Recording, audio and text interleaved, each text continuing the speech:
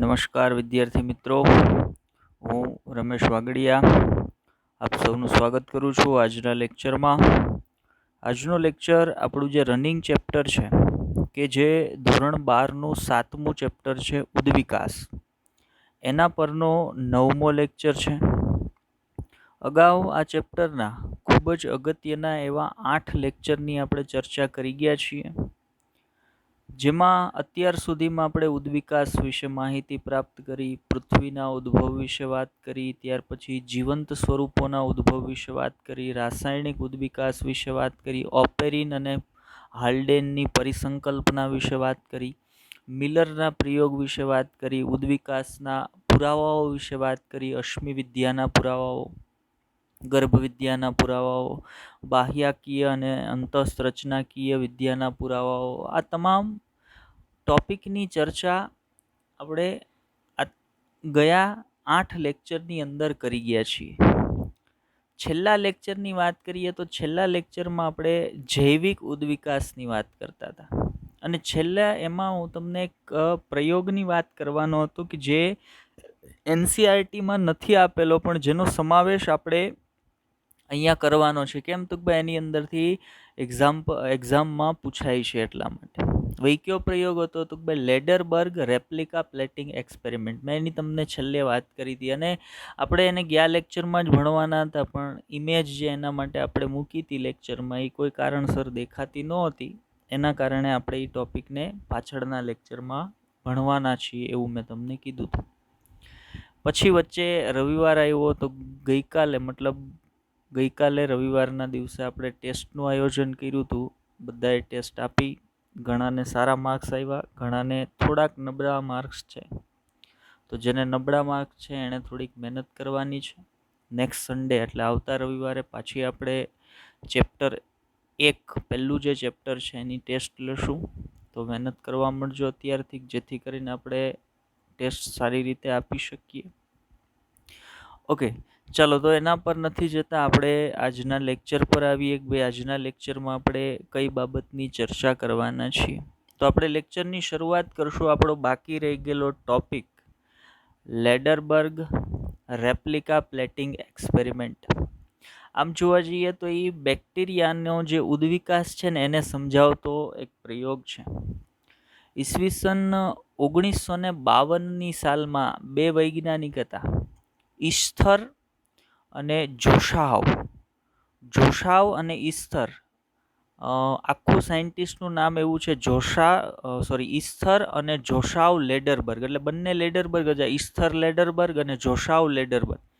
આ બંનેએ સંયુક્ત રીતે 1952માં બેક્ટેરિયાની અંદર ઉદ્વિકાસની પ્રક્રિયાને સમજાવતો એક પ્રયોગ છે એ રજૂ કર્યો હતો. એની અંદર કઈ રીતે પ્રાકૃતિક પસંદગી થશે, અને કઈ રીતે જે બેક્ટેરિયાની પ્રાકૃતિક પસંદગી થશે એ પોતાની વૃદ્ધિ કરશે, અને જેની પ્રાકૃતિક પસંદગી નથી થતી એ પોતાનું અસ્તિત્વ ગુમાવશે, અને જેની પ્રાકૃતિક પસંદગી થાય છે એ પોતાના જેવી નવી સંતતિઓ ઉત્પન્ન કરશે, અને પરિણામ સ્વરૂપે એક નવી જાતિ છે એ અસ્તિત્વમાં આવે છે. ચાલો, તો આગળ વધીએ અને પ્રેક્ટિકલ પર જઈએ. આપણે એની ઇમેજ મૂકી છે, ઇમેજ દ્વારા જ આપણે એ પ્રયોગને સમજવાના છીએ. બરાબર. પ્રયોગનો જે કન્સેપ્ટ છે એ મારા મગજમાં બેસાડવાનો છે. મારે ખાલી થિયરી પોર્શન ઓટોમેટિકલી કન્સેપ્ટ તમે પ્રયોગનો સમજશો એટલે તમને મગજમાં બેસી જશે. બરાબર. હવે કયો પ્રયોગની આપણે વાત કરવાના છીએ તો મેં તમને કીધું એમ લેડરબર્ગ રેપ્લિકા પ્લેટિંગ એક્સપેરિમેન્ટ. કયો એક્સપેરિમેન્ટ છે તો ભાઈ લેડરબર્ગ રેપ્લિકા પ્લેટિંગ એક્સપેરિમેન્ટ છે. હવે કોણે કર્યો હતો આ પ્રયોગ તો ભાઈ ઈસ્થર અને જોશાવ લેડરબર્ગ. ઈસ્થર લેડરબર્ગ અને જોશાવ લેડરબર્ગ આ બંનેએ સંયુક્ત રીતે આ પ્રયોગ કર્યો હતો. કઈ સાલમાં કર્યો હતો તો ભાઈ ઈસવીસન 1952ની સાલમાં કર્યો હતો. હવે એણે આ પ્રયોગ કરવા માટે શું કર્યું હતું ધ્યાન આપજો. હવે આપણે પ્રયોગની ચર્ચા કરીએ છીએ કે ભાઈ એણે આ પ્રયોગમાં ખરેખર શું કર્યું હતું. તો ઈસ્થર અને જોશાવ લેડરબર્ગે એક પેટ્રી પ્લેટ છે એ લીધી. એક માનો કે અહીંયા હું તમારી સામે આકૃતિમાં દર્શાવું છું કે ભાઈ આ પ્રકારની એક પેટ્રી ડીશ છે એ એણે લીધી. એ પેટ્રી ડીશની અંદર સંવર્ધન માધ્યમને ભરી દીધું. સંવર્ધન માધ્યમ એણે ભરી દીધું. બરાબર. સંવર્ધન માધ્યમની અંદર બેક્ટેરિયાને પોતાની વૃદ્ધિ માટે, પોતાના પોષણ માટે જરૂરી એવા તમામ ઘટકો છે એણે આ સંવર્ધન માધ્યમ જે પેટ્રી પ્લેટમાં ભર્યું એની અંદર રાખી દીધા અને એણે એની અંદર બેક્ટેરિયાને ગ્રોથ થવા માટે મૂકી દીધા, બેક્ટેરિયલ કલ્ચર થવા માટે અથવા બેક્ટેરિયાનો ગ્રોથ થવા માટે મૂકી દીધા.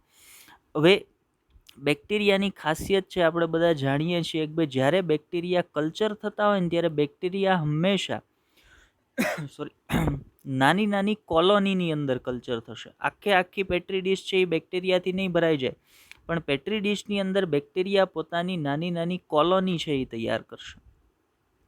બેક્ટેરિયા પોતાની નાની નાની કોલોની છે એ તૈયાર કરશે. હવે ઇસ્થર અને જોશાવ લેડરબર્ગનું કેવું શું હતું તો ભાઈ બેક્ટેરિયાની જે કોલોની હોય ને એની અંદર અમુક બેક્ટેરિયા જે જનીનિક ભિન્નતા ધરાવતા હોય ને એવા હાજર હશે. એટલે માનો આ કોલોનીની અંદર આ પ્રકારના અથવા તો એક અલગ જ કોલોની આપણે દર્શાવી દઈએ, ચાલો કે ભાઈ આની અંદર એક અલગ લક્ષણો ધરાવતી આ જે કુલ બેક્ટેરિયા છે એની અંદર જનીનિક ભિન્નતા ધરાવે. જે જનીનિક ભિન્નતા, જો ધ્યાન આપજો, એ જનીનિક ભિન્નતા પાછી સામાન્ય સ્થિતિમાં નથી દેખાતી. સામાન્ય સ્થિતિમાં એ બેક્ટેરિયા એ પેટ્રી પ્લેટના બાકી બેક્ટેરિયા જેવા જ દેખાય છે, પણ એની અંદર જે જનીનિક ભિન્નતા છે એ અમુક નિશ્ચિત પરિસ્થિતિમાં જ્યારે એ બેક્ટેરિયાને જરૂરિયાત હશે ત્યારે જ એ જનીનો જે એની અંદર આવેલા છે ખરેખર વિકૃતિ પામેલા જનીનો હશે, પણ એને ઉપયોગમાં આવશે. કઈ રીતે આગળ સમજીએ આપણે. હવે આ પ્રકારની એક પેટ્રી પ્લેટ છે એ ઇસ્થર અને જોશાવ લેડરબર્ગે તૈયાર કરીને આને એણે માસ્ટર પ્લેટ કીધી. માસ્ટર પ્લેટ, બરાબર. માસ્ટર પ્લેટ એટલે એવી મુખ્ય પેટ્રી ડીશ કે જેની અંદર બેક્ટેરિયાનું કલ્ચર એ લોકોએ શરૂ કર્યું હતું. એના પછી એ લોકોએ આ પ્રકારનું એક હેન્ડલ છે એ લીધું. બરાબર. આ પ્રકારનું એક હેન્ડલ છે, અહીંયા આ પ્રકારનું ગોળાકાર આ હેન્ડલ પર સ્થાન આવેલું છે. હવે એણે આ જે ગોળાકાર સ્થાન છે ને એના પર વેલ્વેટનું કપડું બાંધી દીધું. એણે આના પર એક વેલ્વેટનું કપડું છે એ બાંધી દીધું. ચલો આપણે દર્શાવી દઈએ. આ પ્રકારે એણે આના પર આવું એક વેલ્વેટનું કપડું છે એ બાંધી દીધું. બરાબર. હવે હેન્ડલની મદદ વડે, જો અહીં બીજી આકૃતિમાં તમે જોઈ શકો છો કે આ એનું હેન્ડલ છે, અહીંયા એણે વેલ્વેટનું કપડું બાંધી દીધું હતું. આની મદદ વડે, અને એ જે હેન્ડલ હશે એ કઈ સાઇઝનું હશે, પેટ્રી પ્લેટની સાઇઝનું હશે, સરળતાથી પેટ્રી પ્લેટની અંદર જતું રહે. હવે એણે આ હેન્ડલની મદદ વડે જે માસ્ટર પ્લેટ હતી ને એ માસ્ટર પ્લેટની અંદર આ હેન્ડલને સ્પર્શ કરાયું, અને એ હેન્ડલ પર કેવું કપડું હતું, વેલ્વેટનું કપડું હતું, જેથી કરીને અહીંયા રહેલ જે બેક્ટેરિયલ કોલોની છે એ ક્યાં આવી ગઈ, તો આ વેલ્વેટના કપડા પર આવી ગઈ. જો અહીંયા બીજી આકૃતિમાં તમને દેખાય છે, આ વેલ્વેટના કપડા પર આ બેક્ટેરિયલ કોલોની આવી ગઈ. હવે એણે શું કર્યું તો હવે એણે એક બીજી પેટ્રી પ્લેટ તૈયાર કરી, એને એણે રેપ્લિકા પ્લેટ કીધી. બરાબર. આ જે હતી એ માસ્ટર પ્લેટ હતી. આ જે છે એ માસ્ટર પ્લેટ છે, જે બાજુ મેં તમને આકૃતિ દોરીને બતાવી માસ્ટર પ્લેટ છે. બીજી એણે એક પ્લેટ લીધી અને એણે રેપ્લિકા પ્લેટ કીધી. અને આ વેલ્વેટના કપડા પર જે કાંઈ બેક્ટેરિયલ કોલોની આવી હતી ને એ જે રેપ્લિકા પ્લેટ છે ને એની અંદર એણે ઠાલવી દીધી. એટલે આ બધી કોલોની જે બેક્ટેરિયાની વેલ્વેટના કપડા પર આવી હતી એ બધાને એણે આ નવી પેટ્રી પ્લેટની અંદર ઠાલવી દીધી અથવા તો એની અંદર ઉમેરી દીધી. ચલો, મતલબ એણે શું કર્યું, એક માસ્ટર પ્લેટમાંથી એક રેપ્લિકા પ્લેટ છે ને તૈયાર કરી દીધી. બરાબર. એટલે સુધીની વાત આપણને ખબર પડે. હવે જો આ પ્રક્રિયા જેમાં માસ્ટર પ્લેટમાંથી એક હેન્ડલની મદદ વડે બેક્ટેરિયલ કોલોનીને લઈ અને રેપ્લિકા પ્લેટની અંદર ટ્રાન્સફર કરવી, એ પ્રક્રિયાને સ્ટામ્પિંગની પ્રક્રિયા તરીકે ઓળખવામાં આવે. ચલો આગળ વાત કરીએ એની. જો અહીંયા બીજી સ્લાઇડની અંદર તમને બહુ સ્પષ્ટપણે દેખાય છે કે આ હેન્ડલ છે, એના ઉપર અહીંયા આ વેલ્વેટનું કપડું છે. આ છે એ ઓરિજિનલ કલ્ચર એટલે કે માસ્ટર પ્લેટ છે, એમાંથી સ્ટામ્પિંગ દ્વારા વેલ્વેટના કપડા પર બેક્ટેરિયલ કોલોનીને લઈ લીધી છે. હવે અહીંયા એક આ ખાલી પેટ્રી પ્લેટ છે. આ ખાલી પેટ્રી પ્લેટને એણે રેપ્લિકા પ્લેટ તરીકે અથવા તો નવી પેટ્રી પ્લેટ તૈયાર કરી. એણે શું કર્યું, આ પેટ્રી પ્લેટમાં જે સંવર્ધન માધ્યમ એણે ઉમેર્યું હતું ને, સંવર્ધન માધ્યમ, આ સંવર્ધન માધ્યમમાં એણે થોડો ફેરફાર કરી નાખ્યો. શું કર્યું, આની અંદર એક એન્ટીબાયોટિક છે એની એણે ઉમેરી દીધી. એન્ટીબાયોટિક અથવા તો આપણે એમ કહીએ પ્રતિજૈવિક દ્રવ્ય છે એ ઉમેરી દીધું. અને આ હેન્ડલ ઉપર જેટલી માસ્ટર પ્લેટમાં જેટલી બેક્ટેરિયાની કોલોની આવી હતી ને બધી બેક્ટેરિયલ કોલોનીને એણે આની અંદર ટ્રાન્સફર કરી દીધી. હવે નીચે જુઓ, એ જ પેટ્રી પ્લેટનો જે ભાગ છે ને તમને દેખાય છે કે એ જેટલી કોલોની એણે આ પેટ્રી પ્લેટમાં અહીંયાથી આમ ટ્રાન્સફર કરી હતી ને એમાંથી માત્ર એક આ અને આ આટલી જ બચે છે. જો માસ્ટર પ્લેટમાંથી એણે પુષ્કળ બેક્ટેરિયલ કોલોની છે એ ગ્રહણ કરી હતી, પણ આ પેટ્રી પ્લેટ કે જેમાં એક એન્ટીબાયોટિક ઉમેરી હતી એની અંદર આ બધામાંથી માત્ર આ 3 જ બેક્ટેરિયલ કોલોની હતી જે બચી. એનો અર્થ એવો થયો, માસ્ટર પ્લેટમાં જેટલા બેક્ટેરિયા હતા ને એ કુલ બેક્ટેરિયામાંથી આ 3 બેક્ટેરિયા એવા છે કે જે એન્ટીબાયોટિકનો સામનો કરીને પણ બચી ગયા છે.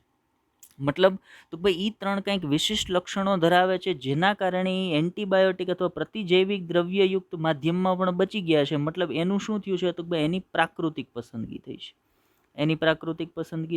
હવે એ બેક્ટેરિયાને સંવર્ધન, એ તો એન્ટીબાયોટિક યુક્ત સંવર્ધન માધ્યમમાં કલ્ચર થવાના છે, એટલે આ પેટ્રી પ્લેટની અંદર હવે એનું કલ્ચર થવાનું શરૂ થશે અને આખી પેટ્રી પ્લેટ આ પ્રકારની જે એન્ટીબાયોટિક પ્રતિજૈવિક દ્રવ્યનો સામનો કરી શકે એવા બેક્ટેરિયાની કોલોનીથી ભરાઈ જશે. હવે એ બેક્ટેરિયા કોનાથી જુદા પડી ગયા? એ બેક્ટેરિયા મેઇન પેટ્રી પ્લેટમાં જે બેક્ટેરિયા હતા એના કરતાં અલગ પડી ગયા. બરાબર. એટલે તો ભાઈ એક નવી જાતિનું નિર્માણ થઈ ગયું કે જે પ્રતિજૈવિક દ્રવ્ય એન્ટીબાયોટિક સામે પ્રતિરોધકતા ધરાવે છે. એટલે ઇસ્થર અને જોશાવે શું કીધું હતું પોતાના લેડરબર્ગ એક્સપેરિમેન્ટની અંદર? તો ભાઈ બેક્ટેરિયાની અંદર જે આવતી વિકૃતિ છે એ વિકૃતિ બેક્ટેરિયલ કોલોનીમાં અમુક બેક્ટેરિયાને એવા બનાવી દે છે કે જે ઘણી વખત પ્રતિકૂળ પરિસ્થિતિમાં એ બેક્ટેરિયાને ટકી રહેવામાં મદદ કરે છે. એવા જેટલા બેક્ટેરિયા છે એ પ્રતિકૂળ પરિસ્થિતિમાં બચી જશે અને બાકીના તમામ બેક્ટેરિયા મરી જશે. જેટલા બચી જશે એનું પ્રાકૃતિક પસંદગી થઈ છે, એનો ઉદ્વિકાસ આગળ થશે, એ પોતાના જેવી નવી સંતતિઓ ઉત્પન્ન કરશે, બાકીના બધા પોતાનું અસ્તિત્વ ગુમાવી બેસશે. તો આ પ્રકારનો એક પ્રયોગ છે એ ઇસ્થર અને જોશાવ આ બંનેએ કર્યો હતો, જેને લેડરબર્ગ રેપ્લિકા પ્લેટિંગ એક્સપેરિમેન્ટ તરીકે ઓળખવામાં આવે છે. ચાલો, તો હવે આપણે લેડરબર્ગ રેપ્લિકા પ્લેટિંગ એક્સપેરિમેન્ટથી પરિચિત થઈ ગયા છીએ. હવે વાત કરીએ આજના લેક્ચરમાં આપણે શેના પર ચર્ચા કરવાની છે. તો આજના લેક્ચરની અંદર, એટલે જો કે આ ચર્ચા આગળ કરી આજના લેક્ચરની જ કરી, પણ એ એક ટોપિક આપણે ગયા લેક્ચરમાં બાકી રહી ગયો તો એને આપણે સમાવી લીધો છે. હવે મૂળ આજના લેક્ચર પર આવીએ તો આજના લેક્ચરમાં આપણે જે ટોપિક પર ચર્ચા કરવાના છીએ એ છે આમ જોવા જઈએ તો જૈવિક ઉદ્વિકાસનો જ ભાગ છે. જૈવિક ઉદ્વિકાસની અંદર સૌથી મહત્વનું કાર્ય કોનું છે ઉદ્વિકાસને સમજાવવાનું?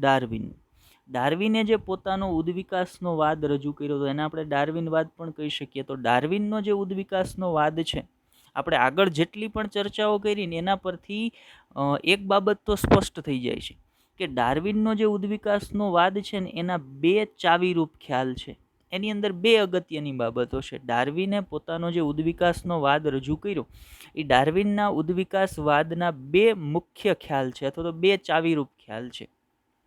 એ 2 મુખ્ય ખ્યાલ અથવા 2 ચાવીરૂપ ખ્યાલ ક્યાં છે? તો ભાઈ એક પ્રાકૃતિક પસંદગી કે જેની ચર્ચા આપણે આગળ કરી છે અને જે આગળ પણ કરશું, બરાબર. અને બીજું છે શાકીય અવતરણ. હવે શાકીય અવતરણ કોને મળતી બાબત છે? અનુકૂલિત પ્રસરણને મળતી બાબત છે. શું કામ? આગળ હું તમને સમજાવીશ કઈ રીતે આ વાત આપણે કરીએ છીએ, બરાબર. તો ડાર્વિનના ઉદ્વિકાસવાદના 2 ચાવીરૂપ ખ્યાલ ક્યાં છે? તો એક તો શાકીય અવતરણ, બરાબર, બ્રાન્ચિંગ ડિસેન્ટ તરીકે એને ઓળખવામાં આવે, અને બીજું છે પ્રાકૃતિક પસંદગી, નેચરલ સિલેક્શન. તો આ 2 ડાર્વિનના ઉદ્વિકાસવાદના 2 અગત્યના ચાવીરૂપ ખ્યાલો છે. આ બેઠો ક્વેશ્ચન, બરાબર, આઈએમપી છે, મોસ્ટ આઈએમપી કયો તો એ પણ છે, બરાબર. આ બેઠો ક્વેશ્ચન 3 થી 4 વખત એક્ઝામની અંદર બેઠો પૂછાયેલો છે કે ડાર્વિનના ઉદ્વિકાસવાદના ચાવીરૂપ ખ્યાલ ક્યાં છે, બરાબર. તો આપણને ખબર હોવી જોઈએ 2 છે, એક શાકીય અવતરણ અને બીજું પ્રાકૃતિક પસંદગી, બરાબર. પ્રાકૃતિક પસંદગી સંદર્ભની આગળ આપણે ઘણી બધી ચર્ચા કરી છે. હજી એનસીઆરટીની અંદર એક ગ્રાફ આપેલો છે. ગ્રાફ નંબર તમે એનસીઆરટીની અંદર જોજો 7.8 છે. 7.8 જે આકૃતિ છે એ આકૃતિની અંદર એક ગ્રાફ આપ્યો છે, બરાબર, પિરામિડવાળો ગ્રાફ છે, એની અંદર પિરામિડ આપ્યા છે, જેની ચર્ચા આપણે આગળ લેક્ચરમાં કરવાના છીએ. પણ એ ગ્રાફ વિશે બિલકુલ કોઈ પણ પ્રકારનો થિયરી પોર્શન એનસીઈઆરટી બુકની અંદર નથી, એટલે ગ્રાફને સમજવો થોડોક અઘરો પડે એવું છે. બરાબર, જો ખાલી એનસીઈઆરટીની અંદર તમે એ ગ્રાફને જોશો ને તો ગ્રાફ ઇમ્પોર્ટન્ટ છે, એક્ઝામની અંદર પૂછાવાની શક્યતા 100% છે એ ગ્રાફ. એટલે આપણે પહેલાં એ ગ્રાફને સમજશું ને એ ગ્રાફ દ્વારા આપણે કઈ ઘટનાને સમજવાના છીએ. તો ડાર્વિનના ઉદ્વિકાસવાદના 2 ચાવીરૂપ ખ્યાલો છે ને એમાંથી પ્રાકૃતિક પસંદગીને આપણે ન્યા સમજવાના છીએ એ ગ્રાફની મદદ વડે. ફરી પાછા એ ગ્રાફ પર આવીએ ત્યારે હું તમને ત્યાં એની વાત કરીશ. બીજું એક આપણે જોવાનું છે શાકીય અવતરણ, અથવા એની સાથે સાથે બીજી વાત કઈ કરીએ છીએ તો આપણે અનુકૂલિત પ્રસરણની કરીએ છીએ. હવે આની અંદર જ આ જ સ્લાઇડમાં 2 આકૃતિ છે, જુઓ, એક છે નેચરલ સિલેક્શનની, બરાબર. તો તમે ધ્યાન આપજો, અહીંયા 2 આકૃતિ છે. એ પહેલી આકૃતિ આની હું તમને વાત કરું છું, એમાં 2 આકૃતિ દર્શાવી છે, બરાબર. કે અહીંયા તમને દેખાય છે 3 પ્રાણીઓ છે. હવે 3 પ્રાણીઓમાંથી આ 2 પ્રાણીઓ એવા હતા કે જે ખોરાક પ્રાપ્ત કરી શકે છે. શું કામ? તો ભાઈ એની પાસે એવા લક્ષણો છે, પોતાની ઊંચાઈ સારી છે, જેથી કરીને એ સરળતાથી વનસ્પતિના પર્ણોને આંબીને ખાઈ શકે છે. એટલે એના લક્ષણો સારા છે, જેના કારણે તો ભાઈ એને ખોરાક પ્રાપ્ત થાય છે. એના કારણે એ બચી જશે. એટલે આપણે એમ કે એની પ્રાકૃતિક પસંદગી થઈ છે, એની પ્રાકૃતિક પસંદગી થઈ છે. પણ અહીંયા નીચે જોશો તો એક પ્રાણી મૃત્યુ પામેલું તમને દેખાય છે. શું કામ? તો ભાઈ એને ખોરાક પ્રાપ્ત નથી થતો, એની પાસે એવા સારા લક્ષણો નથી કે જેથી કરીને એને ખોરાક પ્રાપ્ત થાય ને એની પ્રાકૃતિક પસંદગી થાય. એટલે એની પ્રાકૃતિક પસંદગી થતી નથી, એટલે એ પોતાનું અસ્તિત્વ ગુમાવી બેસે છે. અને જેની પ્રાકૃતિક પસંદગી થાય છે એ પોતાનું અસ્તિત્વ ટકાવી રાખે છે. તો આ પ્રાકૃતિક પસંદગીની વાત થઈ. બીજું અનુકૂલિત પ્રસરણ. તો આપણે ભણી ગયા છીએ કોઈ એક પોઈન્ટ પરથી જુદી જુદી દિશામાં સજીવો છે એ પ્રસરણ પામે, અને એ જે વસવાટની અંદર જાય એ વસવાટના પર્યાવરણીય પરિસ્થિતિને અનુકૂલિત થવા પોતાના લક્ષણોમાં ફેરફાર કરે, બરાબર. તો એ ઘટનાને આપણે શું કહીએ? તો ભાઈ એ ઘટનાને આપણે અનુકૂલિત પ્રસરણ તરીકે ઓળખીએ. જેમ કે ડાર્વિનની ફિંચ, બરાબર, કે ભાઈ ગાલાપાગોસ ટાપુ પર ડાર્વિન ફિંચની જે આપણે આગળ વાત કરી ગયા કે એમાં જુદા જુદા નિવાસ સ્થાનમાં જ્યાં ખોરાકના સ્ત્રોત જુદા જુદા હતા, ત્યાં ડાર્વિનની જે ફિંચ હતી એના ચાંચના અનુકૂલનો જુદા જુદા હતા. તો એક જ સ્થાન પરથી બધી ફિંચ છે એ જુદી જુદી જગ્યાએ પ્રસરણ પામી, પણ જે નિવાસ સ્થાનની પરિસ્થિતિ જે પ્રકારની હતી ત્યાં જઈ અને એ ચકલીએ પોતાની ચાંચનું અનુકૂલન છે એ પ્રકારનું કરી લીધું. જેટલી ચકલી પોતાની ચાંચનું અનુકૂલન એવું કરી શકી એટલી બચી, બાકીની બધી અસ્તિત્વ ગુમાવી બેઠી. એટલે ડાર્વિનને જુદા જુદા નિવાસસ્થાનમાં જે પ્રકારની ખોરાકની પ્રાપ્યતા હતી ને એ પ્રકારની ચાંચવાળી ચકલીઓ જોવા મળી. તો એ કયા સંદર્ભમાં આપણે વાત કરી હતી? અનુકૂલિત પ્રસરણના સંદર્ભમાં. હવે વાત કરીએ આપણે તમને શાકીય અવતરણ એટલે શું. ચલો પાછળની સ્લાઇડ છે એને જોઈએ. શાકીય અવતરણની બાબત એકદમ સરળ છે, ખાલી કન્સેપ્ટ પર આપણે ધ્યાન આપવાનું છે. કે જુઓ, અહીંયા એક કોમન પૂર્વજ છે આપણા બધા જેટલા સજીવો છે ને એ બધાના એક કોમન પૂર્વજ છે એવું અત્યારે વિચારી લઈએ આપણે, કે આપણા બધાના એક કોમન એન્સિસ્ટર છે, કોમન પૂર્વજ છે. હવે કોમન પૂર્વજની અંદરથી આ પ્રકારની એક શાખા સ્વરૂપે નિમ્ન કક્ષાના સજીવ તરીકે ચૂસમુખા પ્રાણી, લેમ્પ્રી એનું એક્ઝામ્પલ છે, ચૂસમુખા પ્રાણીનું અસ્તિત્વ આવ્યું, બરાબર. હવે શું થયું? તો ભાઈ એનો ઉદ્વિકાસ થયો, અને એના ઉદ્વિકાસના પરિણામ સ્વરૂપે જો હજી પૂર્વજ કોમન જ છે, એની અંદરથી તો ભાઈ લેમ્પ્રી અથવા તો ચૂસમુખા કરતાં થોડાક સારા લક્ષણ એટલે જડબા ધરાવતી મત્સ્યો છે ને અસ્તિત્વમાં આવી, બરાબર. એનાથી આગળ હજી જો પૂર્વજ એકના એક જ છે, પણ અહીંયાથી એક શાખા સ્વરૂપે સરીસૃપો છે અસ્તિત્વમાં આવ્યા. એક જ સમાન પૂર્વજ છે, એક શાખા સ્વરૂપે અહીંયા આપણે વાત કરીએ. એનાથી આગળ જઈએ સસ્તનો છે અસ્તિત્વમાં આવ્યા. એનાથી આગળ જઈએ ચિમ્પાન્જી છે અસ્તિત્વમાં આવ્યા, અહીંયા ચિમ્પાન્જીને દર્શાવ્યું. એનાથી આગળ તો અહીંયા મનુષ્ય છે અસ્તિત્વમાં આવ્યા. આમ દરેક વખતે એક સમાન પૂર્વજની અંદરથી બધી જગ્યાએ કોમન એન્સિસ્ટર જ છે, સમાન પૂર્વજ છે. તો એ સમાન પૂર્વજોની અંદરથી સમયાંતરે અથવા તો પરિસ્થિતિને અનુરૂપ, સમયાંતરે અને પરિસ્થિતિને અનુરૂપ સજીવ પોતાની પર્યાવરણીય પરિસ્થિતિને અનુકૂળ થવા માટે નવા લક્ષણો ઉત્પન્ન કરે અને નવા લક્ષણ ઉત્પન્ન કરેલું સજીવ પોતાના એક સામાન્ય પૂર્વજમાંથી એક શાખા સ્વરૂપે અલગ ઉદ્વિકાસ પામે અને એનો ઉદ્વિકાસ અલગ સજીવ તરીકે થાય ને એક નવું સજીવ છે અસ્તિત્વમાં આવે. તો આમ ક્રમશઃ ઉદ્વિકાસની પ્રક્રિયા છે એ શાકીય અવતરણની પ્રક્રિયા દ્વારા થયેલી છે. આવું તો ભાઈ ડાર્વિનનો જે ઉદ્વિકાસવાદ હતો ને એનો એક ચાવીરૂપ ખ્યાલ આ પણ હતો, શાકીય અવતરણ. તો આપણને બધાને શાકીય અવતરણની જે ક્રિયાવિધિ અથવા તો જે કન્સેપ્ટ છે એ હવે આપણને મગજમાં બેસી ગયો છે. શાકીય અવતરણ એટલે સમયાંતરે સમાન પૂર્વજની અંદરથી જુદા જુદા સજીવો પોતાના પર્યાવરણીય પરિસ્થિતિને અનુકૂલિત થવા માટે પોતાના લક્ષણમાં ફેરફાર કરીને એક શાખા સ્વરૂપે નવા સજીવ તરીકે ઉદ્ભવ પામતા રહે અને આવી રીતે નવી જાતિઓનો ઉદ્વિકાસ છે એ થતો રહેતો હોય છે. આ ઘટનાને આપણે શાકીય અવતરણ તરીકે ઓળખીએ છીએ. આગળ વધીએ, આ ખ્યાલ વિશે વાત કરીએ. હવે આપણે જઈએ, હું જે તમને ગ્રાફ વિશે વાત કરતો હતો ને હવે પહેલાં એક કામ કરીએ. એનસીઆરટીની અંદર જે ગ્રાફ આપેલો છે ને એ હું તમને પહેલાં દેખાડું. તો આ પ્રકારનો એક ગ્રાફ છે એ એનસીઆરટી બુકની અંદર આપેલો છે. બરાબર, શેના માટેનો ગ્રાફ છે? એનસીઆરટીની અંદર એનું ટાઇટલ પણ આપ્યું નથી આપણને. બરાબર, તો શેના માટેનો ગ્રાફ છે? તો ભાઈ વિવિધ પરિસ્થિતિઓમાં પ્રાકૃતિક પસંદગીને દર્શાવતો ગ્રાફ. એનસીઆરટી બુકની અંદર આવો એક ગ્રાફ માત્ર આપ્યો છે, એનો કોઈ પણ પ્રકારનો થિયરી પોર્શન ત્યાં આપેલો નથી. હવે આ ગ્રાફ દ્વારા આપણે સમજવાનું શું છે? પ્રાકૃતિક પસંદગીની ઘટનાને સમજવાની છે. બરાબર, હવે કઈ રીતે? તો જુઓ, આ ગ્રાફની અંદર આ જે પિરામિડ છે ને, આ જે પિરામિડ છે એ પિરામિડની કમ્પેરિઝન તમારે આ પિરામિડ સાથે કરવાની છે, આની સાથે કરવાની છે, આની સાથે કરવાની છે. કઈ રીતે? હમણાં તમને સમજાવું. પણ આ જે છે ને એ સામાન્ય પરિસ્થિતિ છે, સામાન્ય સ્થિતિ છે. બરાબર, એટલે આને સામાન્ય સ્થિતિ તરીકે ધ્યાનમાં રાખી અને આ એ, આ બી અને આ સી, આ ત્રણ પરિસ્થિતિનું આંકલન આપણે કરવાનું છે. અને પરિસ્થિતિને અનુરૂપ પ્રાકૃતિક પસંદગી છે ને એ ત્રણ જુદા જુદા પ્રકારે થઈ શકે. એને આ ગ્રાફની અંદરથી આપણે સમજવાનું છે. પરિસ્થિતિને અનુરૂપ પ્રાકૃતિક પસંદગી છે ને એ ત્રણ જુદા જુદા પ્રકારે થઈ શકે છે. તો આ ગ્રાફની આપણે વાત કરીએ છીએ. ચલો હવે આપણે શું કરીએ? ત્રણ ગ્રાફને એકસાથે નથી સમજતા, આપણે ત્રણ ગ્રાફના ટુકડા કરી નાખીએ છીએ. બરાબર, કે જેથી કરીને આપણને સમજવામાં સરળતા રહે. તો સૌથી પહેલા આપણે આવીએ, પહેલો જે ગ્રાફ હતો એ આપેલા ત્રણ ગ્રાફની અંદર સૌથી પહેલો જે ગ્રાફ છે ને એના પર આવીએ.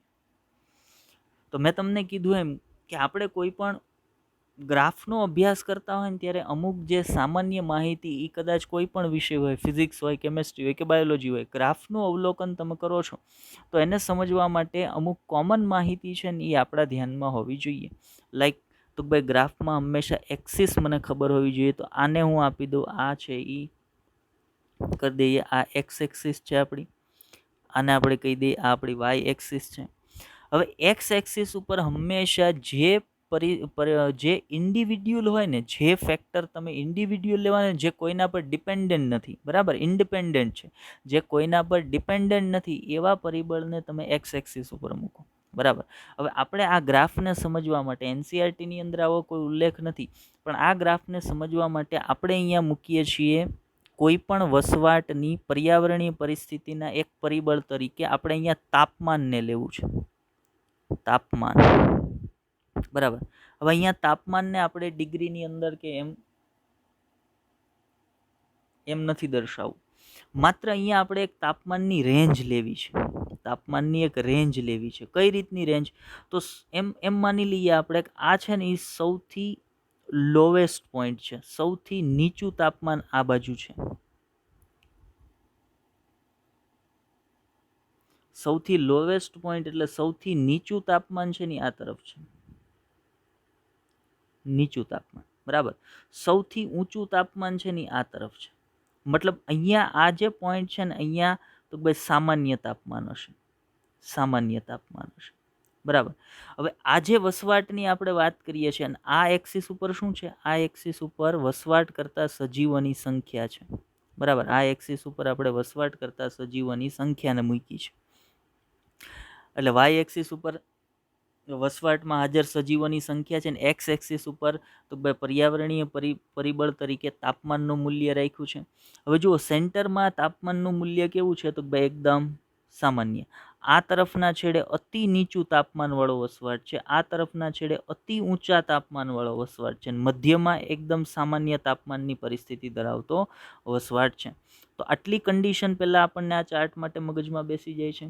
હવે આપણે શું ધ્યાન આપવાનું છે? આપણે માત્ર એટલું ધ્યાન આપવાનું છે કે આ જે વસવાટ છે એમાં આ પીક હાઈએસ્ટ ક્યાં છે? સૌથી સામાન્ય તાપમાને. આ પીક હાઈએસ્ટ ક્યાં છે? સૌથી સામાન્ય તાપમાન. હવે એ પીક શું બતાવે છે? સજીવોની સંખ્યા. એ શું બતાવે છે? સજીવોની સંખ્યા. એનો અર્થ એવો થયો કે તમે જે નિવાસસ્થાનની વાત કરો છો એ નિવાસસ્થાનમાં સામાન્ય તાપમાન પર સજીવોની સંખ્યા કેવી છે? સૌથી હાઈએસ્ટ છે. મતલબ આ નિવાસસ્થાનમાં એવા સજીવો વસવાટ કરે છે, આ નિવાસસ્થાનમાં એવા સજીવો વસવાટ કરે છે કે જે કઈ તાપમાનની પરિસ્થિતિ ઉપર જીવી શકે છે? તો બે સામાન્ય તાપમાન.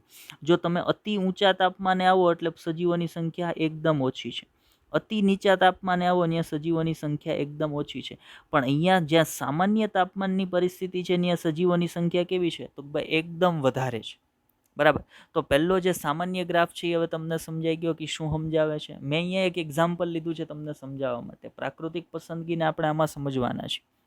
હવે જુઓ, આ જે ઉપરનો ગ્રાફ છે અથવા તો પહેલા 3 ગ્રાફ મેં મેઇન ગ્રાફ જે બતાવ્યો તેમાં આ સામાન્ય ગ્રાફ સાથે જે 3 ગ્રાફની તમે કમ્પેરિઝન કરવાના હતા ને એ સમજાવીએ છીએ. હવે જુઓ, અહીંયા એક વસ્તી છે, બરાબર. આ વસ્તીની અંદર અથવા તો આ વસ્તી જે વસવાટમાં છે, આ વસ્તી જે નિવાસસ્થાનમાં છે, એ નિવાસસ્થાનની પરિસ્થિતિ કેવી છે? તો ભાઈ એ નિવાસસ્થાનની પરિસ્થિતિ સામાન્ય તાપમાનવાળી છે, સામાન્ય તાપમાનવાળી છે. એનો અર્થ એવો થયો કે સૌથી વધારે સજીવો ક્યાં છે? સૌથી વધારે સજીવો અહીંયા સેન્ટરમાં જ્યાં સામાન્ય તાપમાનવાળી પરિસ્થિતિ છે, અહીંયા જ્યાં સૌથી નીચું તાપમાન એકદમ ઓછા સજીવો, અને જ્યાં સૌથી ઊંચું તાપમાન ત્યાં એકદમ ઓછા સજીવો. એટલે જુઓ, પહેલો ગ્રાફ આ જે સામાન્ય ગ્રાફ છે ને એને મળતો જ આવતો ગ્રાફ છે, અથવા તો તમે એમ કહી શકો એ જ ગ્રાફ છે. પહેલો ગ્રાફ છે એ સામાન્ય ગ્રાફને મળતો આવતો ગ્રાફ ને એનો એ જ ગ્રાફ છે. કેમ કે અહીંયા તમે 3 કન્ડિશન દેખાડવાના છો. અહીંયા તમે 3 કન્ડિશન દેખાડવાના છો કે સામાન્ય તાપમાન હોય, સામાન્ય તાપમાન હોય ત્યારે વસ્તી સૌથી વધારે ક્યાં જોવા મળશે? તો ભાઈ સામાન્ય તાપમાનવાળી પરિસ્થિતિની અંદર જોવા મળશે. બરાબર. તો આ પહેલો ગ્રાફ છે એને આપણે કમ્પેર કરીને સમજ્યા. હવે બીજા ગ્રાફ પર જઈએ. સમજવાની વાત સેકન્ડ ગ્રાફથી શરૂ થશે. અહીંયા ધ્યાન આપવાનું છે આપણે. શું છે જુઓ, આ પહેલો ગ્રાફ તો આપણે સમજી જ લીધા છીએ, એ સામાન્ય ગ્રાફ છે. એમાં શું છે? તો ભાઈ એમાં સજીવો ક્યાં સૌથી વધારે છે? તો ભાઈ સામાન્ય તાપમાનની પરિસ્થિતિ છે એ જગ્યા પર સૌથી વધારે સજીવો વસવાટ કરે છે. હવે શું થયું? તો કોઈ કારણોસર પર્યાવરણીય પરિસ્થિતિ બદલાણી, કોઈ કારણોસર પર્યાવરણીય પરિસ્થિતિ બદલાણી. બરાબર.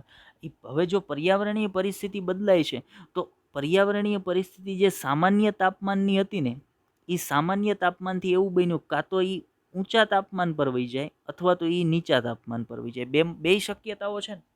ધ્યાન આપજો, હું જે સમજાવું છું તમને કે પહેલા જે પર્યાવરણીય પરિસ્થિતિ હતી એ કેવી હતી? સામાન્ય તાપમાનવાળી હતી. બરાબર.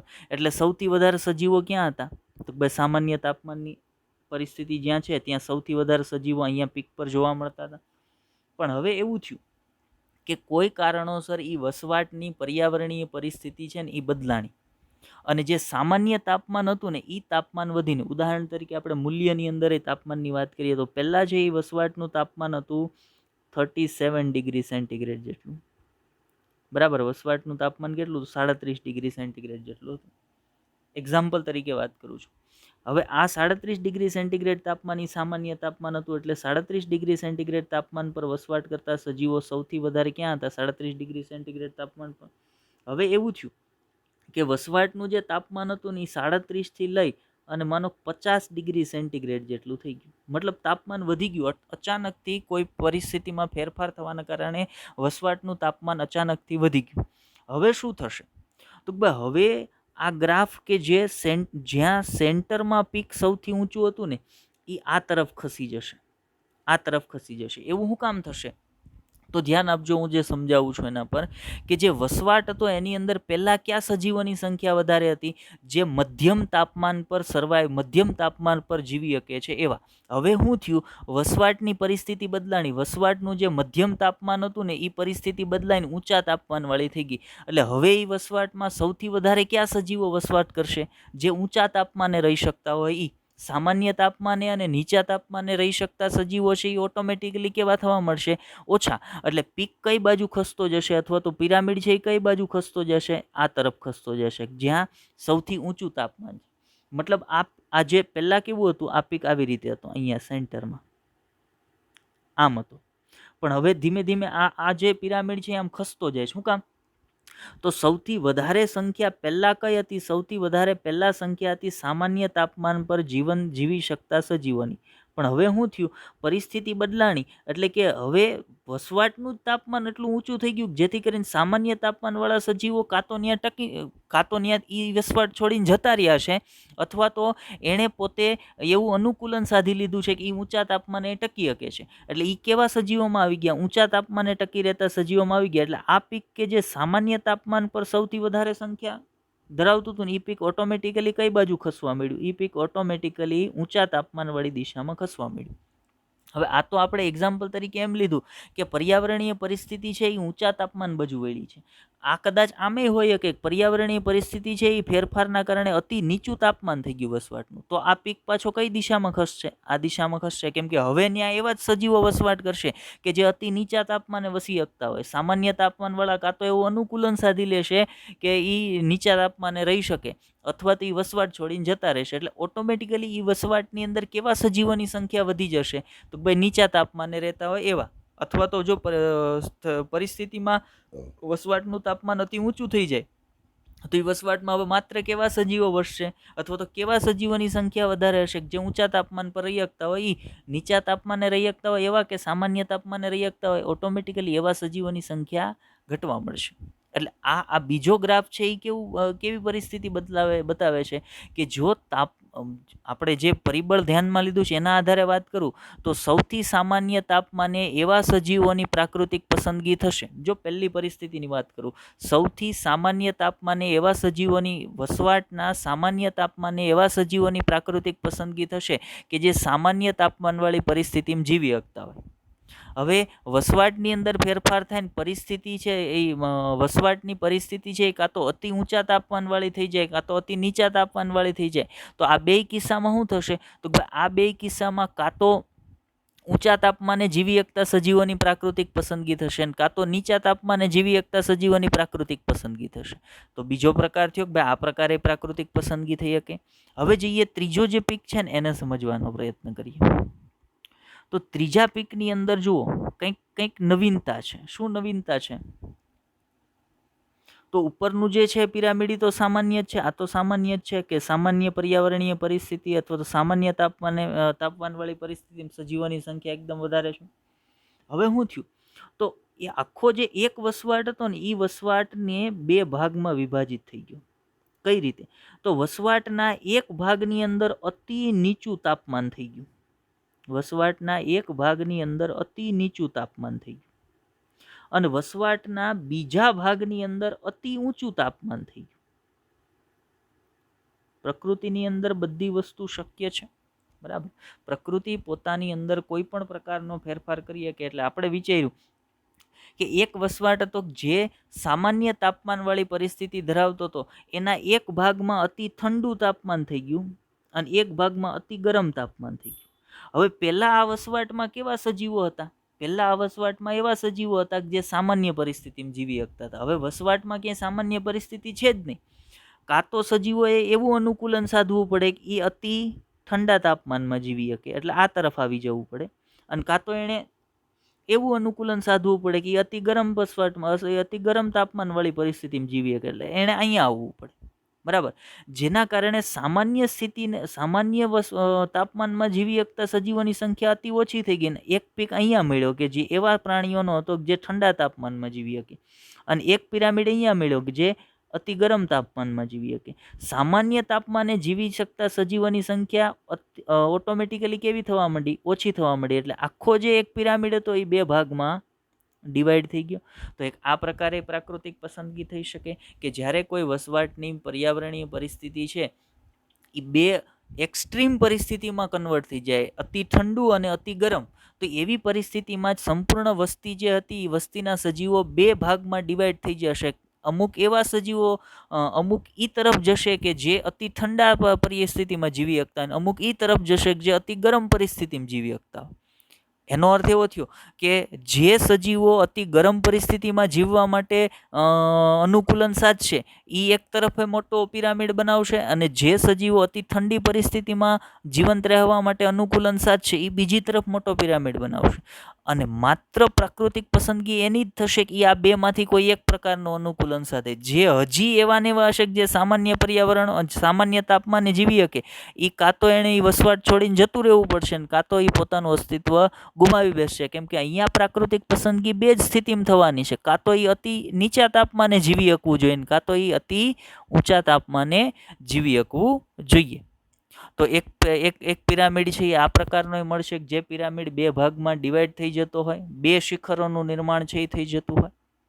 ચાલો, તો આ પ્રકારનો એક ગ્રાફ છે એ એનસીઆરટીમાં આપણને આપ્યો છે જે 3 જુદી જુદી પરિસ્થિતિમાં પ્રાકૃતિક પસંદગીની ઘટના આપણને સમજાવે છે. બરાબર, આ સામાન્ય ગ્રાફ છે કે જેની સાથે આપણે ત્રણેય પરિસ્થિતિને કમ્પેર કરી કે આ વસવાટમાં તાપમાન એકદમ સામાન્ય છે. તો અહીંયા પીક સૌથી શિખર છે એ સૌથી ઊંચું ક્યાં છે? સામાન્ય તાપમાનવાળી પરિસ્થિતિમાં. મતલબ આ વસવાટમાં એવા સજીવોની સંખ્યા વધારે છે કે જે સામાન્ય તાપમાનમાં જીવી શકે. હવે એની કમ્પેરિઝન આપણે આની સાથે કરી તો એની જ વાત થઈ કે સામાન્ય તાપમાનની પરિસ્થિતિ ધરાવતો વસવાટ એટલે ત્યાં શિખર ઊંચું આવે છે. હવે એવું થયું કે પરિસ્થિતિ બદલાણી વસવાટની, જે સામાન્ય તાપમાન હતું ને એ ગરમ તાપમાન તરફ ફેરવાઈ ગયું. એટલે આ જે શિખર હતું જે એકદમ મધ્યમાં હતી થોડુંક આ દિશામાં ખસી ગયું. બરાબર, એટલે શું લખ્યું? જો એક દિશામાં સરકતું શિખર. કેમ? તો ભાઈ તાપમાનની પરિસ્થિતિ છે એ એકદમ સામાન્ય હતી, ત્યાંથી ગરમ પરિસ્થિતિમાં ફેરવાણી. એટલે હવે એવા જ સજીવો છે એની પ્રાકૃતિક પસંદગી થશે જે ગરમ પરિસ્થિતિમાં જીવવા માટે અનુકૂલન સાધી લેશે. અને ત્રીજામાં શું થયું? તો ભાઈ વસવાટ જે સામાન્ય તાપમાન ધરાવતો હતો એનો એક ભાગ છે એ અતિ ઠંડા વસવાટમાં ફેરવાઈ ગયો અને એક અતિ ગરમ વસવાટમાં ફેરવાઈ ગયો. એના કારણે શું થયું? તો ભાઈ જે વસ્તી હતી એ બે ભાગમાં ડિવાઈડ થઈ ગઈ કે વસ્તીના જે સામાન્ય તાપમાને જીવી રહેતા સજીવો એમાંથી અમુક એવું અનુકૂલન સાધ્યું જે અતિ ઠંડા તાપમાનમાં જીવી લે, અમુક એવું અનુકૂલન સાધ્યું જે અતિ ગરમમાં જીવી લે. એટલે સામાન્ય સ્થિતિવાળા છે એની પ્રાકૃતિક પસંદગી થઈ નહીં, માત્ર કોની પસંદગી થઈ? જે અતિ ઠંડામાં જીવી શકતા હતા અને અતિ ગરમમાં જીવી શકતા હતા. તો આવી 3 જુદી જુદી રીતે પ્રાકૃતિક પસંદગી છે એ થઈ શકે છે. હવે એનસીઆરટીએ માત્ર નીચે આકૃતિની નીચે ખાલી એટલું લખાણ આપ્યું છે. જો શું કીધું છે કે એ છે એ સ્થિર વસ્તી દર્શાવે છે. કેમ? તો ભાઈ સામાન્ય તાપમાન છે એટલે એમાં તાપમાનમાં કોઈ ફેરફાર નથી આવતો, એટલે સામાન્ય તાપમાને જીવંત રહેતા સજીવોની સંખ્યા એકદમ વધારે હશે એટલે સ્થિર વસ્તી રહેશે. પછી શું છે? દિશા સૂચક. દિશા સૂચક એટલે તો ભાઈ પર્યાવરણની જે પરિસ્થિતિમાં સામાન્ય તાપમાન છે એ તાપમાન જે દિશામાં જશે ને તમારું શિખર એ દિશામાં સરકશે. કેમ કે સામાન્ય તાપમાનમાંથી અતિ ગરમ તાપમાન થતું જાય તો શિખર ઈ તરફ ખસશે અને અતિ ઠંડુ થતું જાય તો શિખર ઈ તરફ ખસશે, એટલે દિશા સૂચક. અને પછી છે વિક્ષેપ લક્ષણો ઉપર પ્રાકૃતિક પસંદગીની પ્રક્રિયાનું રેખાંકિત નિરૂપણ. હવે વિક્ષેપક એટલે તો ભાઈ જે પર્યાવરણીય પરિસ્થિતિથી બે ભાગમાં વિક્ષેપન પામી, એક અતિ ઠંડો થઈ ગયો ને એક અતિ ગરમ થઈ ગયો. તો આવી 3 પરિસ્થિતિમાં પ્રાકૃતિક પસંદગી કઈ રીતે થાય છે એ સમજાવતો એક એનસીઆરટીએ ગ્રાફ મૂક્યો હતો, એને આપણે સમજ્યા. ચાલો, હવે આપણે જઈએ આજનો જે ટોપિક, એટલે આજનો ટોપિક હતો પણ હવે આપણે જે થિયરી પોર્શનની ચર્ચા કરવાની છે એની. આ બધી વાત આપણે કોના પર કરી હતી? ડાર્વિન ઉપર કરી. ડાર્વિનનો જે ડાર્વિનનો જે વાદ હતો ને એને આપણે ડાર્વિનનો પ્રાકૃતિક પસંદગીનો વાદ પણ કહી શકીએ. હવે ડાર્વિન સિવાયના એક વૈજ્ઞાનિક હતા કે જેણે ઉદ્વિકાસની અંદર કંઈક ફાળો આપ્યો છે અથવા તો ઉદ્વિકાસને સમજાવવા માટે પોતાની થિયરી રજૂ કરી હતી. એ વૈજ્ઞાનિકનું નામ હતું લેમાર્ક. જો શું કીધું છે એનસીઆરટી? ડાર્વિન પહેલા એક ફ્રેન્ચ પ્રકૃતિવિદ, ઇમ્પોર્ટન્ટ, લેમાર્ક ફ્રેન્ચ પ્રકૃતિવિદ હતા. લેમાર્કે કહ્યું કે સજીવ સ્વરૂપોનો ઉદ્વિકાસ થયો છે. તો આ માહિતી તો ડાર્વિને આપી હતી. હવે ડાર્વિન કરતાં લેમાર્કની માહિતી કંઈક જુદી હતી. લેમાર્કનું જે થિયરી હતી ને એ થિયરીને અથવા લેમાર્કના વાદને શું કહેતા? ઉપાર્જિત લક્ષણોનો વાદ કહેતા. લેમાર્ક વાદને શું કહેતા? ઉપાર્જિત લક્ષણોનો વાદ. લેમાર્કે ઉદ્વિકાસને સમજાવવા માટે જે થિયરી રજૂ કરી હતી એ થિયરીને લેમાર્કવાદ કહેતા, અથવા તો એને ઉપાર્જિત લક્ષણોનો વાદ પણ કહેતા. લેમાર્કે પોતાની થિયરીમાં શું સમજાવ્યું હતું? તો લેમાર્કે કીધું હતું કોઈ પણ સજીવ પોતાના જીવનકાળ દરમિયાન અમુક લક્ષણો છે ને એને ઉપાર્જિત કરે, અને એ લક્ષણો છે એ પછી એની સંતતિઓમાં આનુવંશિકતા પામે, અને ક્રમશઃ એવા લક્ષણો છે એ સંતતિની અંદર આવી અને એક સજીવમાંથી, એક જાતિમાંથી નવી જાતિનું નિર્માણ થઈ છે. પણ આના કોઈ પુરાવાઓ એ રજૂ નહોતા કરી શક્યા, એટલે એની થિયરી કોઈએ માની નહોતી. ચાલો શું કહે છે લેમાર્ક, એની વાત કરીએ આગળ. એનસીઆરટીએ શું કીધું છે? પરંતુ તે અંગોના ઉપયોગ અને બિન ઉપયોગ દ્વારા સંચાલિત થયું. હવે અંગોનો ઉપયોગ અને બિન ઉપયોગ એટલે લેમાર્કે એવું કીધું હતું કે કોઈ પણ સજીવ પોતાના જીવનકાળ દરમિયાન પોતાના જે અંગોનો ઉપયોગ કરશે એ ઉદ્વિકાસ પામશે, જે અંગોનો ઉપયોગ નથી કરતો એનો ઉદ્વિકાસ થતો નથી. મતલબ એનો વાદ અંગોની ઉપયોગિતા અને બિન ઉપયોગિતા દ્વારા સંચાલિત હતો. એમણે જીરાફનું એક્ઝામ્પલ આપ્યું હતું. એણે કોનું ઉદાહરણ આપીને પોતાનો વાદ સમજાવ્યો હતો? જીરાફ. એણે શું કીધું હતું? તો ભાઈ પહેલાના સમયમાં જીરાફ છે ને એ નીચી ગરદનવાળા હતા, પણ પછી જીરાફ જે પર્ણો ખાતા હતા, જે વનસ્પતિના પર્ણો ખાતા હતા, એ વનસ્પતિ ખૂબ ઊંચી હતી અને એના પર્ણો ખૂબ ઊંચા હતા. એટલે એણે શું કર્યું હતું? ભાઈ પોતાની એ પર્ણોને આંબવા માટે સતત પોતાની ગરદનને ખેંચતા ગયા ઇન ધ સેન્સ આંબવા માટે ગરદનને આમ ઉપર તરફ ખેંચાવતા ગયા, અને ધીમે ધીમે એણે ઊંચી ગરદનનું લક્ષણ ધારણ કર્યું, જે એની સંતતિઓમાં આવતું ગયું. અને એક સમય એવો આવ્યો કે જીરાફની ગરદન છે એ એકદમ ઊંચી થઈ ગઈ. આવો વાદ છે એ એણે રજૂ કર્યો હતો.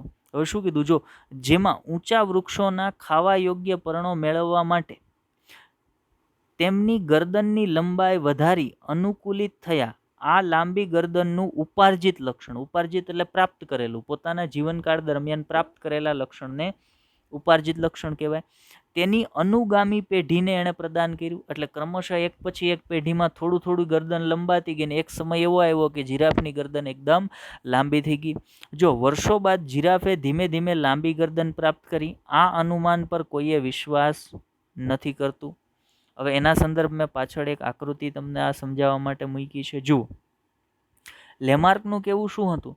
તો ભાઈ લેમાર્કનું કહેવું એવું હતું કે પહેલાં જીરાફની ગરદન છે ને એ ટૂંકી હતી, પણ જીરાફને જે ઝાડ પાન ખાવાના હતા એ ખૂબ ઊંચી વનસ્પતિના હતા. એટલે એના સુધી પહોંચવા માટે એ સતત એની ગરદનને આમ ઉપર તરફ ખેંચાણ આપતા, આંબા માટે આમ ઊંચી ગરદન કરે ને, એટલે ધીમે ધીમે જીરાફની ઉત્તરોત્તર પેઢીમાં ગરદન લંબાતી ગઈ. હવે આણે જે થોડીક ઊંચી ગરદનનું લક્ષણ ધારણ કર્યું ને એ એને આને આપ્યું.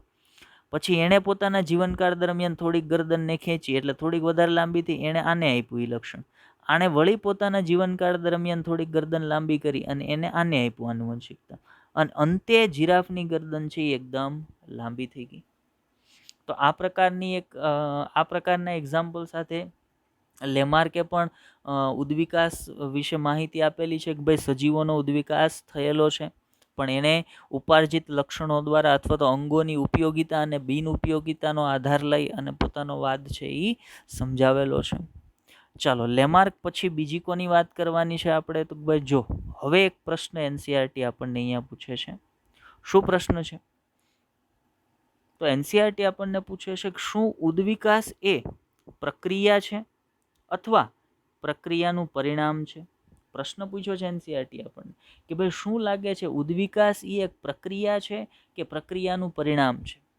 તો આનો જવાબ એનસીઆરટીએ જ આપ્યો છે. ને એનસીઆરટીએ એવું પણ કીધું છે કે હજી સુધી વૈજ્ઞાનિકો આ જાણવામાં અસમર્થ છે. એમાં હજી એને કન્ફ્યુઝન છે અને આપણને પણ કન્ફ્યુઝન રહેશે. છતાં એનસીઆરટીએ શું કીધું છે જોઈએ કે આપણે જે દુનિયાને જોઈએ છીએ તે સજીવ હોય કે નિર્જીવ, પરંતુ તે માત્ર ઉદ્વિકાસની એક સફળ ગાથા છે. બરાબર.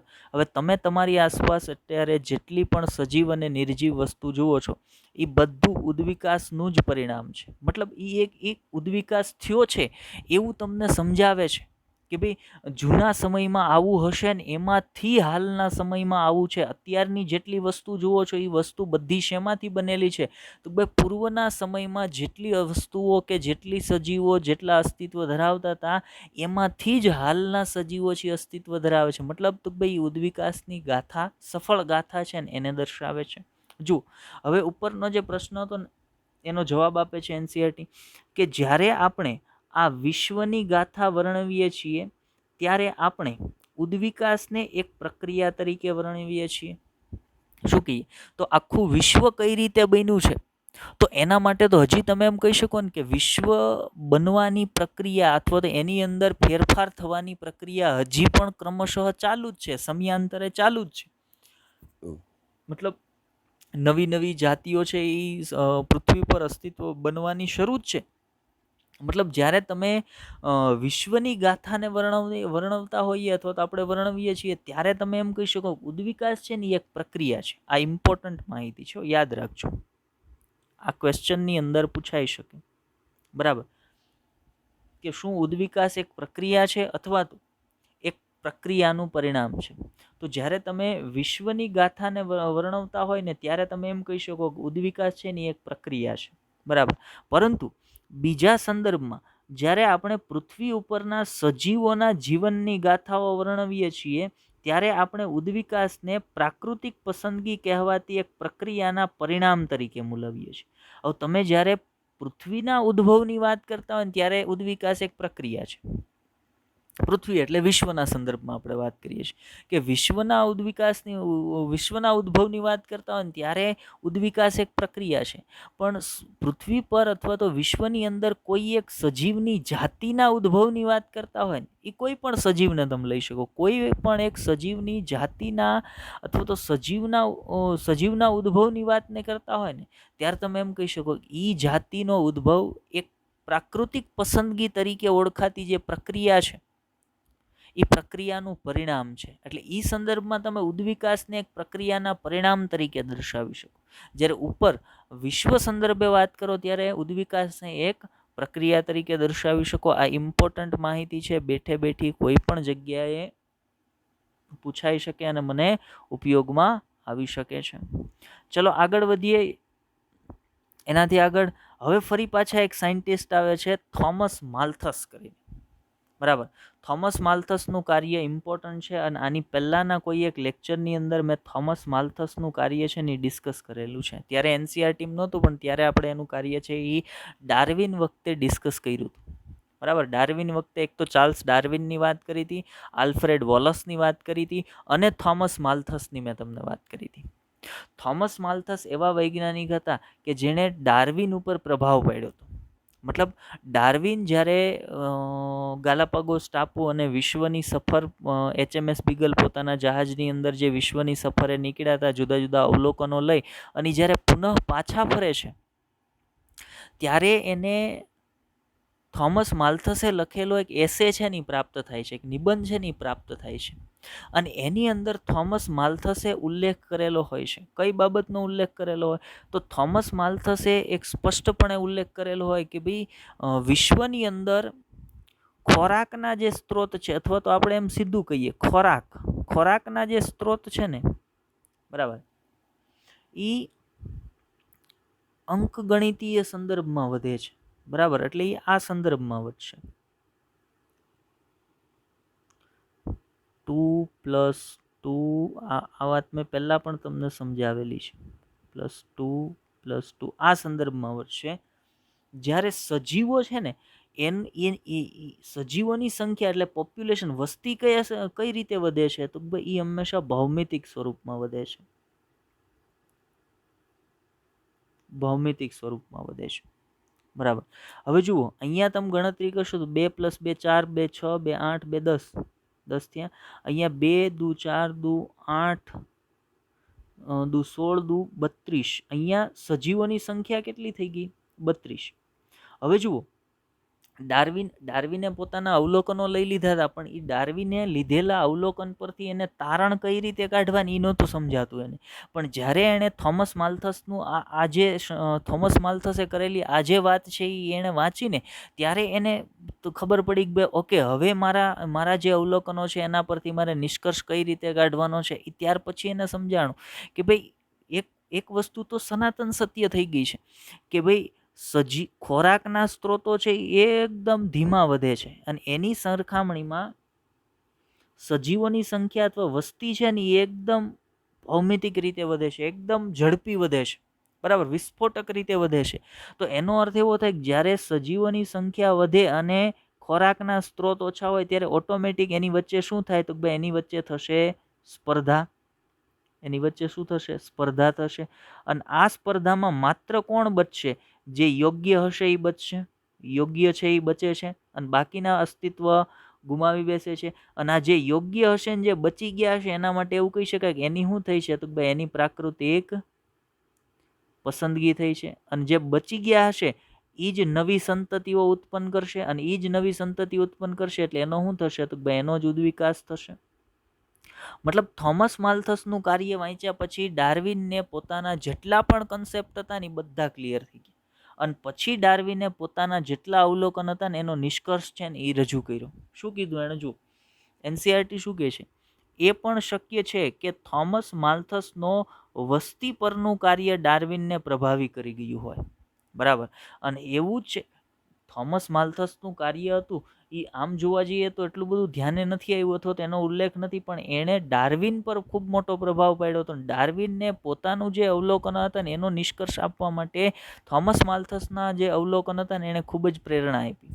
શું કીધું? જુઓ, પ્રાકૃતિક પસંદગી અમુક અવલોકનો ઉપર આધારિત છે કે જે વાસ્તવિક હોય, બરાબર. ઉદાહરણ તરીકે કુદરતી સ્ત્રોતો મર્યાદિત છે, એટલે ખોરાકના સ્ત્રોતની એ બધાની હું વાત કરું, રહેઠાણનો સ્ત્રોત, ખોરાકનો સ્ત્રોત, આ બધા કેવા છે? મર્યાદિત છે. અપવાદ રૂપે ઋતુકીય ફેરફારને બાદ કરતા વસ્તીનું કદ સ્થાયી છે. હવે અપવાદ રૂપે ઋતુકીય ફેરફારને બાદ કરવાની વાત શું કામ કરે છે? તો અમુક નિશ્ચિત ઋતુમાં અમુક સજીવોની સંખ્યા છે એ અતિ વધારે થઈ જતી હોય, જેમ કે ચોમાસામાં મકોડાની સંખ્યા વિસ્ફોટક રીતે વધી જતી હોય, તો એવી કન્ડિશનની અહીંયા વાત કરી છે. હવે જો વસ્તીના સભ્યો બહારથી જોતા સમાન લાગતા હોવા છતાં લક્ષણોમાં ભિન્નતા દર્શાવે છે. હકીકતમાં બે વ્યક્તિઓ પણ એક જ જેવા સરખા હોતા નથી. તો એ વાત તો આપણે જ્યારે બેક્ટેરિયલ ઉદ્વિકાસની વાત આગળના લેક્ચરમાં ભણ્યા ને ત્યારે કીધું હતું કે વસ્તીની અંદર થોડીક ભિન્નતાઓ છે એ જોવા મળે છે. અને મોટાભાગની વિવિધતાઓ પાછી કેવી? આ જે ભિન્નતા, જેને વિવિધતા કહીએ, મોટાભાગની આવી ભિન્નતા વારસાગત હોય છે. કેવી હોય? વારસાગત, એટલે એક સજીવમાંથી બીજા સજીવને પ્રાપ્ત થતી હોય છે. આગળ વાત કરીએ એના સંદર્ભમાં, જો આ જ વાસ્તવિકતા હોય અને જો દરેક સજીવ મહત્તમ દરે પ્રજનન કરતો, તો સૈદ્ધાંતિક રીતે વસ્તી વિસ્ફોટકોની જેમ વધશે. વસ્તી વિસ્ફોટકોની જેમ વધશે. આ જ હકીકત બેક્ટેરિયાની સંખ્યામાં થતી વૃદ્ધિ દ્વારા જોઈ શકાય છે. પેટ્રી પ્લેટની અંદર બેક્ટેરિયાની સંખ્યા વિસ્ફોટક રીતે વધતી હોય, બરાબર. તો કેમ? તો ભાઈ જે પ્રજનન દર એનો એટલો બધો ઊંચો છે, મહત્તમ દરે એ પ્રજનન કરશે એટલે પોતાની સંખ્યા છે એને વિસ્ફોટક રીતે એ વધારવાના છે.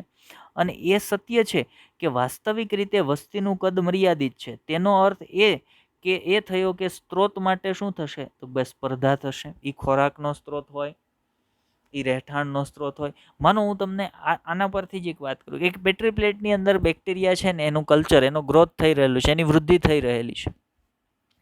પેટ્રી પ્લેટની અંદર જ્યાં સુધી જગ્યા છે, જ્યાં સુધી અહીંયા વસવાટ છે, મતલબ જ્યાં સુધી નવા બેક્ટેરિયાને અવતરવા માટે અવકાશ મળે છે, ત્યાં સુધી ત્યાં નવા બેક્ટેરિયા અવતરશે. પણ એક સમય એવો આવશે કે જ્યારે પેટ્રી પ્લેટમાં જગ્યા જ નથી રહેતી, ત્યારે જૂના બેક્ટેરિયા તો ભાઈ અથવા તો એવા જેટલા બેક્ટેરિયા પેટ્રી પ્લેટમાં છે ને એની વચ્ચે સ્પર્ધા થશે, અને જેટલા યોગ્ય હશે એ સ્પર્ધા જીતશે ને એટલા ટકશે, બાકીના પેટ્રી પ્લેટમાં મૃત્યુ પામશે. મતલબ તો ભાઈ અંતે શું થાય છે? તો ભાઈ જ્યારે વસ્તી વિસ્ફોટથી વધે છે ત્યારે અંતે એની વચ્ચે સ્પર્ધા થાય છે. હવે જો અમુક તેમાં અન્યના ભોગે ટકી શક્યા છે અને વિકાસ પામ્યા, જ્યારે કેટલાક ઉન્નતિ કરી શક્યા નહીં. બરાબર, કે જ્યારે સ્પર્ધા થાય સજીવો વચ્ચે ત્યારે એ સ્પર્ધાના પરિણામ સ્વરૂપે અમુક જીતશે, એટલે જે યોગ્ય હશે એ જીતશે અને એ પોતાનું અસ્તિત્વ ટકાવી શકશે, અને એ પોતાનું અસ્તિત્વ બીજાના ભોગે ટકાવી શક્યા. બરાબર, કે બીજું કોઈક હાર્યું ત્યારે એ જીત્યા છે ને, સ્પર્ધા થઈ તો એમાં કોઈક હાર્યું ત્યારે બીજું કોઈક જીત્યું હશે ને, જે જીતશે એ પોતાનું અસ્તિત્વ ટકાવી રાખશે. એટલે એવું કીધું છે કે બીજાના ભોગે એ ટકી શક્યા છે. જો ડાર્વિનની નવીનતા અને તેજસ્વી સૂક્ષ્મ દ્રષ્ટિ આ હતી. તેમણે ભારપૂર્વક જણાવ્યું હતું કે ભિન્નતાઓ કે જે વારસાગત છે અને કોઈ એક માટે સ્ત્રોતોનો ઉપયોગ વધુ સારો બનાવે છે. ભિન્નતાઓ છે એક તો વારસાગત હોય, અને વસ્તીના જે સજીવો છે એમાં અમુક અથવા તો એક સજીવ માટે એ જે બદલાયેલી પરિસ્થિતિ છે ને, એ બદલાયેલી પરિસ્થિતિમાં પણ એ જે સજીવ છે ને એને આ ભિન્નતા યોગ્યતમ બનાવે છે. જે બદલાયેલી પરિસ્થિતિમાં જે સ્ત્રોતો છે ને એ સ્ત્રોતોનો વધુ સારી રીતે ઉપયોગ કરવા માટે પ્રેરે છે, અથવા તો એને ઉપયોગ કરવા માટે સક્ષમ બનાવે છે. એનાથી વિશેષ એનસીઈઆરટી શું કહે છે? તો ભાઈ માત્ર તેમને જ યોગ્ય બનાવે છે. કોને? જે ભિન્નતા ધરાવતા હશે એને જ યોગ્ય બનાવે છે. જે પ્રજનન કરે અને વધુમાં વધુ સંતતિઓ છોડી જાય, આથી નિશ્ચિત સમયગાળા માટે અનેક પેઢીઓ પૈકી બાકી વધેલ વધુ પ્રજોત્પત્તિ પેદા કરશે અને વસ્તીની લાક્ષણિકતાઓમાં ફેરફાર પ્રેરશે. પરિણામે નવું સ્વરૂપ ઉદ્ભવશે. એટલે નવા સજીવો કઈ રીતે ઉદ્ભવે? તો ભાઈ એક વસ્તી છે, એ વસ્તી જે વસવાટમાં વસવાટ કરે છે, એ વસવાટની પર્યાવરણીય પરિસ્થિતિ બદલાણી. તો એ વસ્તીમાં 100 સજીવ હતા, એમાંથી 95 સજીવ છે ને એ મૃત્યુ પામ્યા. કેમ? તો ભાઈ અનુકૂલન ન સાધી શક્યા. પણ જે 5 સજીવો કંઈક ભિન્નતા ધરાવતા હતા પોતાના જનનિક બંધારણમાં, એ ટકી ગયા. હવે એ ટક્યા મતલબ એ પ્રજનન કરવાનું શરૂ કરશે, તો એના પ્રજનનના પરિણામે નવી સંતતિઓ ઉદ્ભવ થશે, અને એ બધી સંતતિ કોના જેવી બનશે? તો ભાઈ એના જેવી જ બનશે. એટલે એની અંદર એ ભિન્નતાઓ આવશે કે જેના પરિણામ સ્વરૂપે બદલાયેલી પરિસ્થિતિના જે સ્ત્રોતો છે એને પણ એ સારી રીતે ઉપયોગ કરી શકશે. હવે એ જે નવી સંતતિ ઉત્પન્ન કરે છે એમાંય ઘણી સંતતિઓ છે એ ભિન્નતા ધરાવતી હશે. વળી પાછી પર્યાવરણીય પરિસ્થિતિ અમુક સમય બાદ બદલાણી, તો એ જે વસ્તી હતી એ વસ્તીમાં એ જે ભિન્નતા ધરાવતા સજીવો હશે એ માત્ર ટકશે, બાકી બધા પાછા મૃત્યુ પામશે. આમ ક્રમશઃ ઉત્તરોત્તર રીતે આવી રીતે નવી પ્રજોત્પત્તિ ઉત્પન્ન થતી જશે અને નવા સ્વરૂપો છે એ ઉદ્ભવ પામતા હોય છે. આવી રીતે નવી જાતિ ઉદ્વિકાસ પામી અને નવી જાતિનો ઉદ્વિકાસ થતો હોય છે, નવી જાતિ છે એ ઉદ્ભવ પામતી હોય છે. ચાલો, તો ઓકે, આજના લેક્ચરની અંદર આપણે આટલી માહિતી વિશે વાત કરવાની હતી. આજના લેક્ચરમાં આપણે શું શું જોયું હતું? આજના લેક્ચરમાં એક તો લેડરબર્ગ એક્સપેરિમેન્ટ જોયું, ત્યાર પછી ડાર્વિનવાદના 2 ચાવીરૂપ ખ્યાલ જોયા. આપણે એનસીઈઆરટીની અંદર પ્રાકૃતિક પસંદગીને સમજાવતો જે એક પિરામિડવાળો ચાર્ટ આપેલો છે એ જોયો. લેમાર્કવાદની વાત કરી. તો આ તમામ બાબતોને આજે આપણે સમજ્યા. બરાબર, ચલો અહીંયા આપણે તમને ક્વેશ્ચન એકાદ બે પૂછી લઈએ. તમારો પહેલો ક્વેશ્ચન છે ડાર્વિનવાદના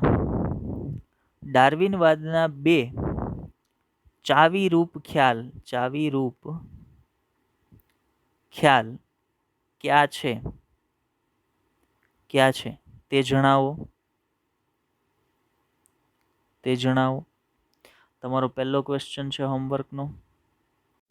તમારો બીજો પ્રશ્ન છે લેડરબર્ગ એક્સપેરિમેન્ટમાં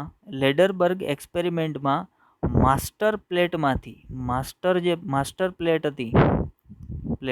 એમાંથી રેપ્લિકા પ્લેટની અંદર બેક્ટેરિયાને ટ્રાન્સફર કરવાની જે પદ્ધતિ છે એને શું કહેવાય છે? એ તમારે કહેવાનું છે. રેપ્લિકા પ્લેટમાં જે બેક્ટેરિયાને ટ્રાન્સફર કરવાની પદ્ધતિ છે એને શું કહેવાય છે? એના વિશે તમારે વાત કરવાની છે. ત્યાર પછી ઓકે, ચાલો એક કામ કરીએ. આજના લેક્ચરમાં આપણે તમને 2 જ ક્વેશ્ચન આપીએ છીએ. 2 જ ક્વેશ્ચન છે હોમવર્કના. ચાલો, તો આજના લેક્ચરમાં બસ એટલું જ. લેક્ચરને ધ્યાનથી જોજો, સમજવાનો પ્રયત્ન કરજો. ન સમજાતી બાબતોને ફરી કોમેન્ટ કરજો, આપણે ફરી તમને એ સમજાવીશું. Best of luck.